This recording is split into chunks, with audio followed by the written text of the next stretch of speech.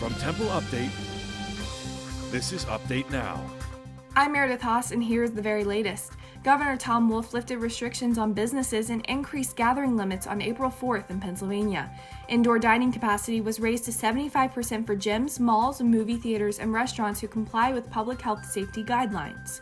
Pennsylvania residents will still be required to wear masks and socially distance themselves from others while in public.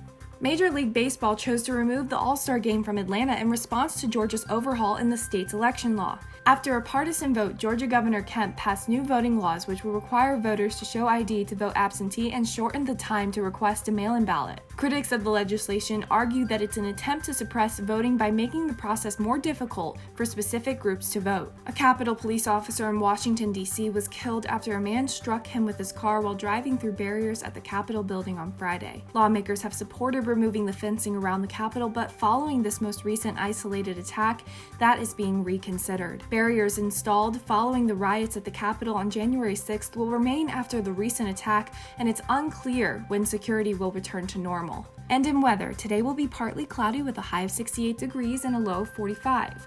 Moving into the week, Tuesday will be 69 and sunny, and Wednesday will be partly cloudy and 68. That's all for Update Now. For the very latest, be sure to check us out on templeupdate.com or search for us on Facebook, Instagram, YouTube, and Twitter.